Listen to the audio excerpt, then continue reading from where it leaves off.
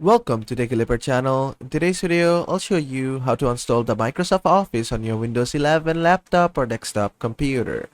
Now, at first, what you have to do is just go to search, and in here, just type add or remove. Then just open up add or remove program. Maximize this. Let it load, and after that, just go to the search bar and search for Microsoft Office. And from here, you're gonna see your Microsoft Office right here. Just click on the three dot icon and just click on install. Then just click on install again. It's gonna confirm you.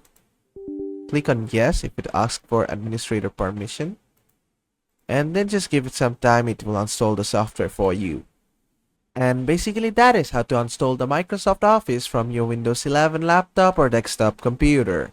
I hope this video was helpful. If it was, please give it a thumbs up. And don't forget to subscribe.